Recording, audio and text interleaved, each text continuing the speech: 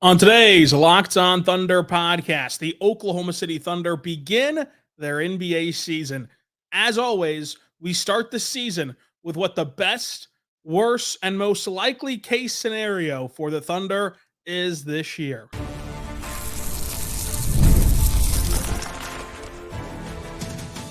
You are Locked On Thunder, your daily Oklahoma City Thunder podcast, part of the Locked On Podcast Network. Your team every day. Let's get it going on the Locked On Thunder podcast on the Locked On Podcast Network. Your team every day. I am your host, media member, and beat writer for Thunder on SI, Rylan Styles. Follow me on Twitter at Rylan_Styles. Follow the show on Twitter at LO Thunderpod. Email the show, lothunderpod@gmail.com. On today's show, we're diving into the Thunder season opener against Denver. Tonight, we've made it. Tonight, the Thunder open their season. So, as we do every year, what's the best, the worst, and the most likely case scenario for this Thunder season? You can start this season big with a massive return at FanDuel. Place your first $5 bet, and you'll start with $200 in bonus bets guaranteed by visiting FanDuel.com to get started. It all starts tonight in Denver, and that's where we're going to start the show. After a preseason and a training camp that were littered with injuries, we finally have a little bit of clarity around what's going to happen, and honestly, it's not great. Not great news, at least for the season opener. So if you remember, before training camp began, Kenrich Williams was tabbed as out with a knee injury. He had a knee procedure before camp. Then, right as camp began, Jalen Williams was sidelined with a hamstring injury.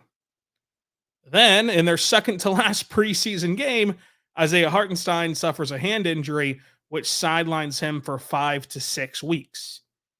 And then in their preseason finale, Jalen Williams hurts his ankle, twists it on one of the buckets he had in the first half.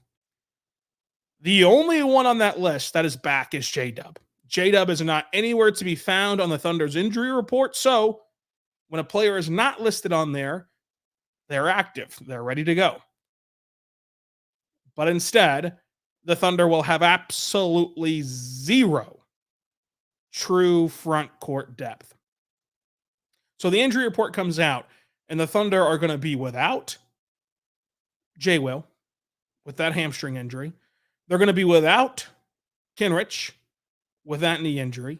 We already knew about Hartenstein, but those two were left in the dark because, they gave a reevaluation date in the preseason. Outside of murmurings from coach about them progressing well, we never got a definitive reevaluation of what the timeline looks like.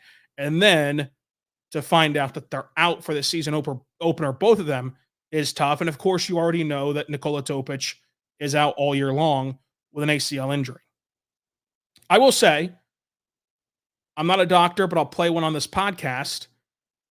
It looked at practice this week as though J-Will was pretty close.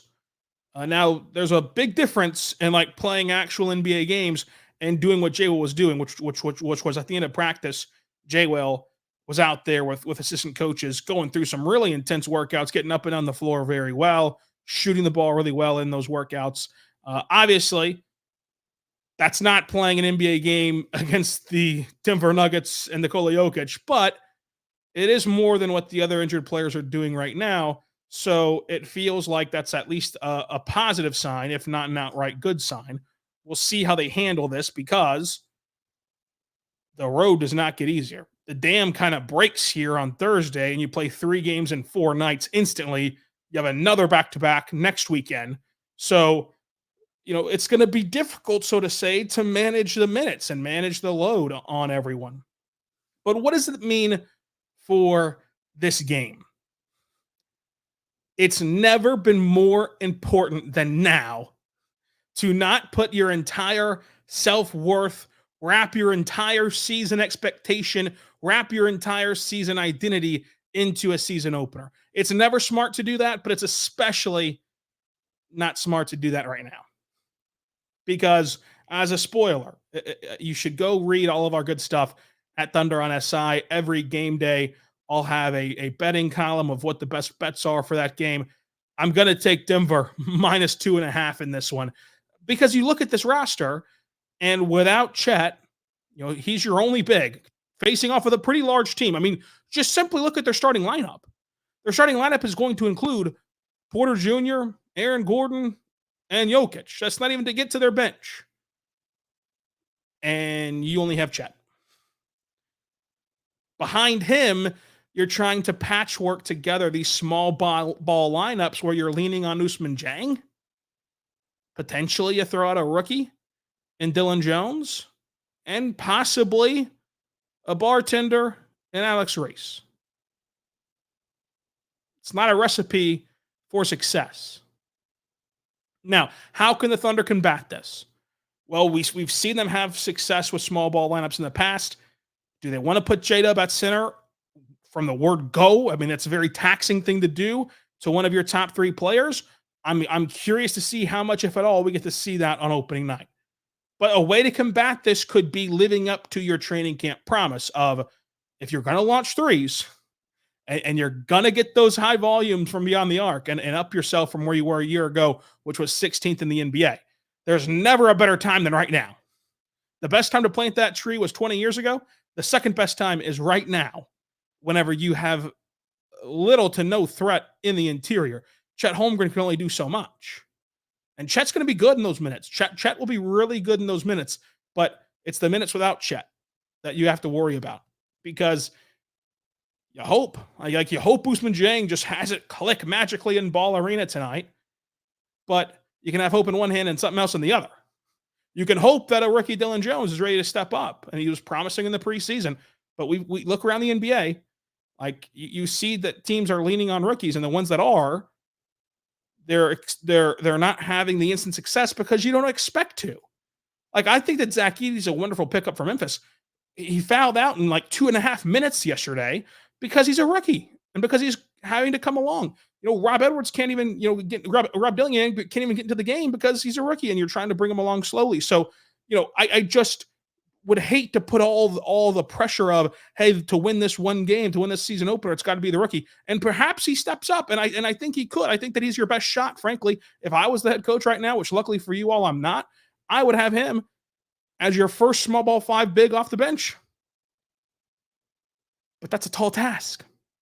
So I just don't see a way that they compete inside for 48 minutes. And a way to combat that is launching threes and making threes. Dribble drive, launch threes, make threes.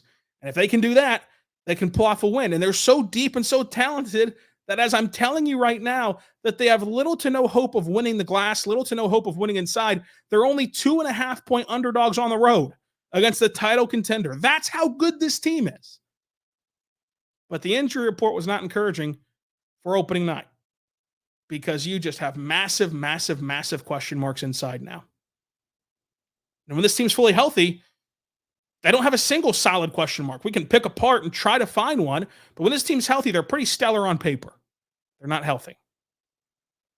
So I'm going to take Denver minus 2.5 with our good friends over at FanDuel. And if you want to, you can take part in that too. But the only way I see the Thunder getting a win on the road is that Shai does something spectacular. I'm talking career high night, and that you have a lights out game from beyond the arc. And to the Thunder's credit, we've seen games where you look at Denver and you say, all right, this is the time. You're a good team. You should be smelling blood in the water. It's a big game in one way or the other for this. In this case, your season opener, home opener, and they just come out lethargic, and perhaps that happens. But things look good for the season opener. And again, that's not going to define this Thunder season. Coming up, we'll talk big picture, best, worst, most likely case scenario for the Thunder. But first, I want to say right now about our good friends over at Game Time. Check them out today at Game Time and the Game Time app. I love Game Time, and I think that basketball season is the best time to hop on Game Time because that injury report we just talked about updates hourly. So you could think one thing and the next day, in the next moment that you know, something's changed, good or bad. So with Game Time, you can get last minute tickets, lowest prices guaranteed. So you can wait to buy those tickets until you know for sure who's going to play, who's in, who's out. I also love that when you toggle in their all in pricing, it's a feature that shows you the exact total that you're going to pay up front, no surprise fees at checkout. And I love the view from your seat. This team is good. There are people who pay attention to this team, who love this team, who follow this team from all over the US map and the world nowadays. So if you're going to an arena you haven't really been to before and try to watch the Thunder, trying to catch a game, the view from your seat is key. The panoramic view of what you're going to expect, what you're going to get when you sit down at these arenas that perhaps you have not been to. Go download the Game Time app, create your account, use code LOCKEDONNBA for $20 off your first purchase. Terms and conditions do apply. Again, create your account, redeem code LOCKEDONNBA for $20 off your first purchase. Go download the Game Time app today. What time is it? It's game time. We're back on the Locked On Thunder podcast on the Locked On Podcast Network, your teams every day. Thank you so much for making us your first listen every single morning, every single day. We're here for you talking Thunder basketball. It's great to have basketball back. We're going to be recapping this game as we do every game after the game here on Locked On Thunder. Go check out our new newsletter. It is a great newsletter. It has everything you need from Thunder content to national content. Go to lockedonpodcast.com. You can go sign up for our newsletter, Locked On Thunder. It's totally free. And again, it has an article from us every single day, either recapping the show or like tonight, post game after the Nuggets, you're going to get my 3 stars of the game, the style stars of the game, 3 stars of who stood out each and every game delivered to your inbox the next day. Go check it out today for the new Locked On Thunder newsletter entirely for free. Plus, there's national writing in there and links to the best NBA stories. So it's your one-stop shop for NBA content. Subscribe to Locked On Thunder anywhere you get your podcast from, including on YouTube. And away we go with our yearly tradition. Ever since I've taken over this show, at the start of every year, we give you the best, the worst, the most likely case scenario. Let's start out with the worst case scenario. The worst case scenario is pretty simple for this team. In the past, we've talked about some dark days. In the past, we've talked about some 20 or below wins. The dark days for this Thunder team aren't so dark.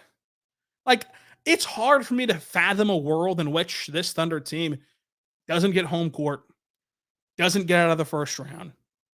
That's pretty good. So the worst case scenario that I can foresee is that this team loses in the second round again. It's a tough Western Conference.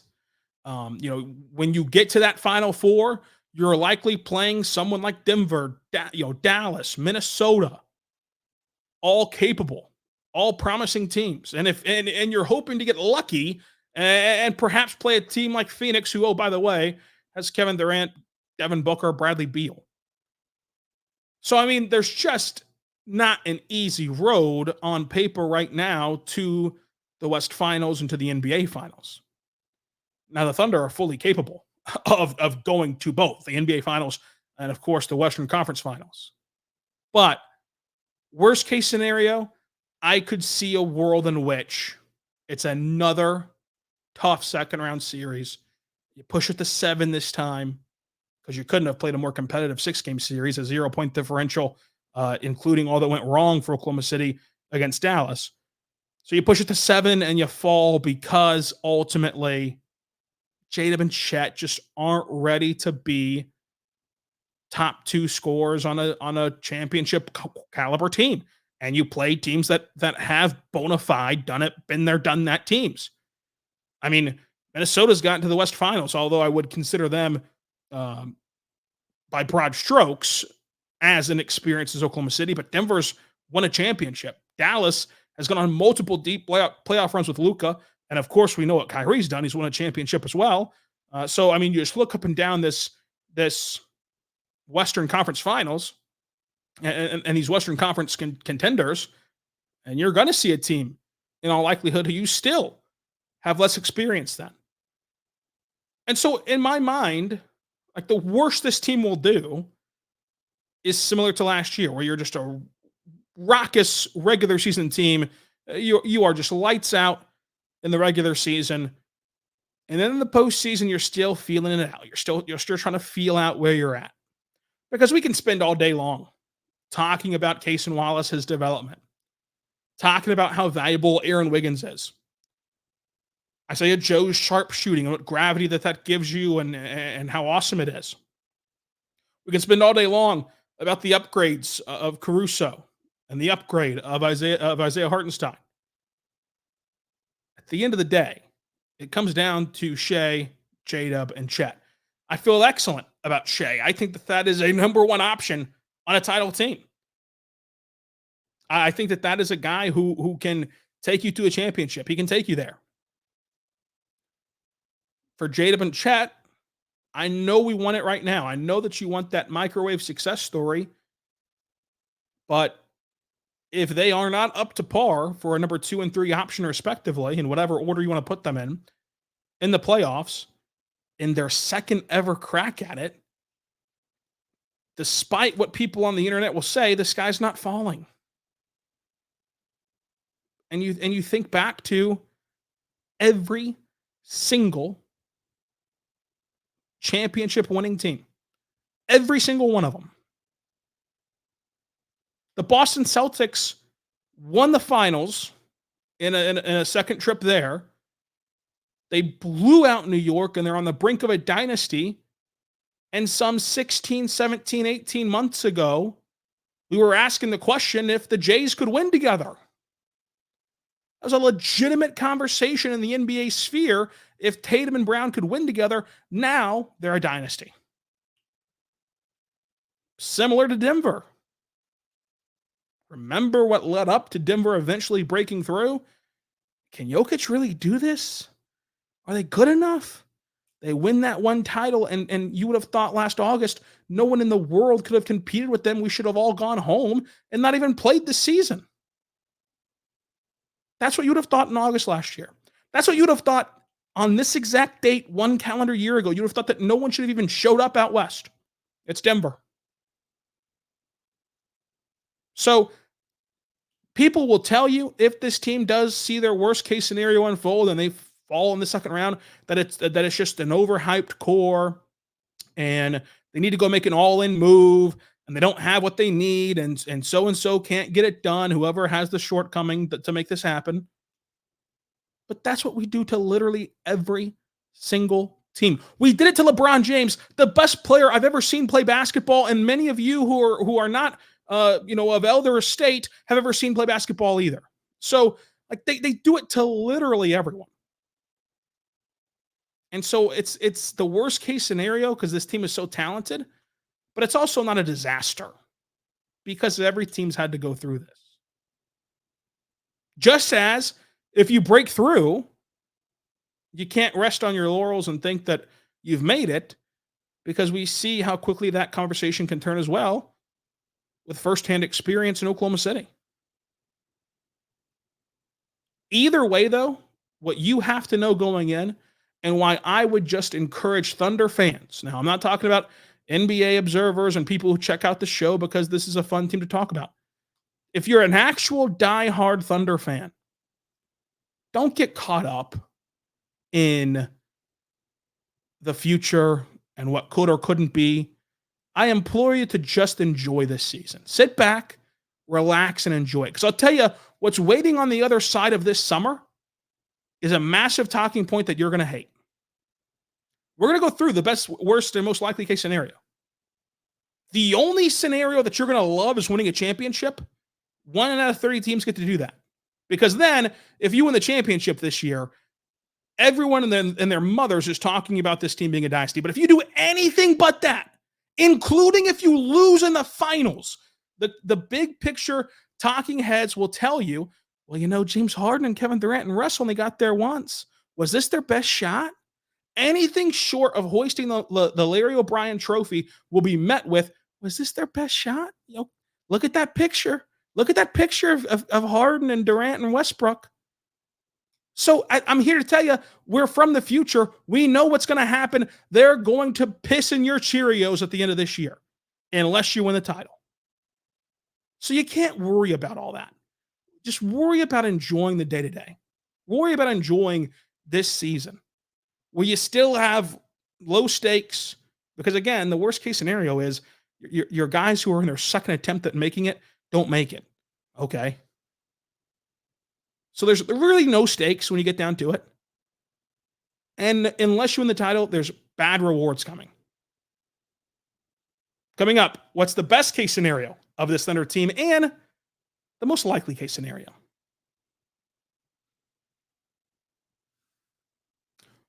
But first, I want to say right now about our good friends over at Prize Picks. I love Prize Picks. I've been using Prize Picks every day this NBA season. You can now win up to 100 times your money on Prize Picks with as little as 4 correct picks.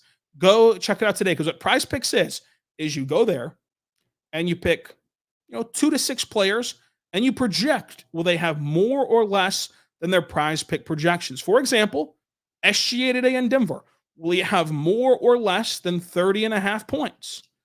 You can go make that projection at Prize Picks, and hopefully you're going to win whichever way you decide. So go sign up today and get $50 instantly when you play $5. You do not need to win to receive the $50 bonus. It's guaranteed. Prize Picks also offers weekly promotions that can lead to bigger payouts like Taco Tuesday. Each Tuesday, Prize Picks discounts select players and projections up to 25%.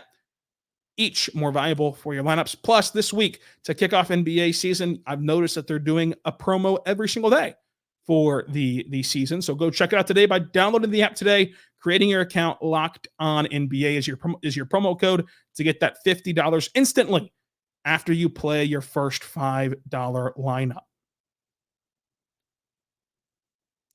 We're back on the Locked On Thunder podcast, on the Locked On Podcast Network, your teams every day. Folks, best and most likely case scenario. The best case scenario is this team continues to be an anomaly. We can sit here and fret and fray about how it's rarely, if ever, happened before. These guys are too young. These guys haven't had to go through the trials and tribulations outside of losing one playoff series. They can't possibly do it. A year ago at this time, you would have said that there's no way in the world that they're the number 1 overall seed. And 2 years before that, you'd have said they had no chance to make the play-in after Chet's injury. So this team, and this core specifically, has proven time and time again to be an anomaly. They've proven time and time again to buck trends. They can once again buck the trend, and they can win the NBA championship. That is their best case scenario. Their best case scenario is they win the title. Flat out. There's nothing really more to say. You have a bona fide top 5 guy in the league, which is what is required. You have 2 rising stars who I think will take all-star leaps. I've made the bold prediction that they'll all 3, when it's all said and done, make the Midwinter Classic, with the caveat, of course, of injury replacements, if you want to count that or not. And you have the best rotation in the league. You have one of, and for my money, the best bench boss on the sidelines.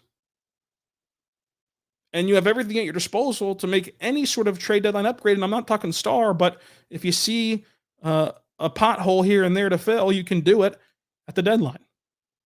So this team legitimately can win a championship. That's why everybody seemingly is picking them to go at least to the finals. And I picked them to go there too. I just have them losing in Boston in Game 7. So that's your best case scenario. The most likely case scenario, where I think that if you played this season 99 times or 100 times, this is what happens the most. They lose in the conference finals.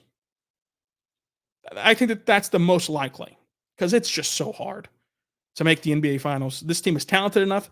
This team has it. But again, you're asking a tall task from Jada and Chet. And that's what it strips down to. I know that sounds harsh. I know that sounds like a lot of pressure to put on second and third year guys. But I'll tell you this. Everyone in that building, I'm sure, knows that in a star-driven league, it falls on those 2 guys.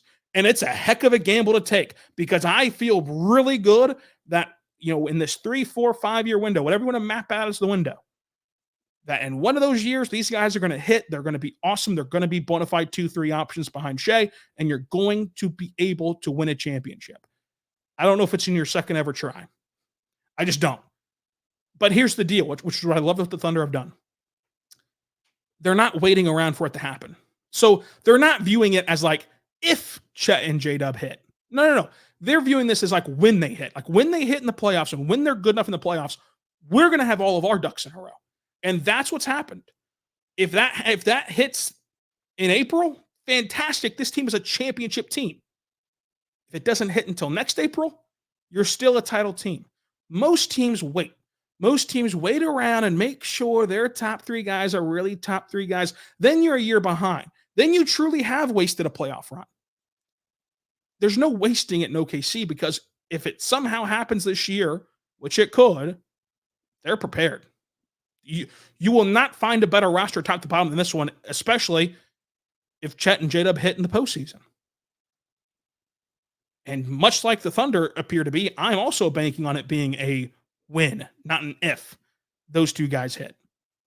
But the reasonable approach is the most likely thing to happen here is that you fall in a competitive conference finals and you keep climbing that ladder. And next year you get to the finals, maybe you win it, and you keep chopping trees, 0-0, all whatever coach speak you want to use. But that's a very small spectrum. The years past, we've done best, worst, and most likely case scenario. It's been a much wider spectrum. This is like your worst case scenario is a tough second round exit. Your best case scenario is you win the championship, and you probably fall somewhere in between there. It's pretty good. It's pretty good. So it's going to be a fun season.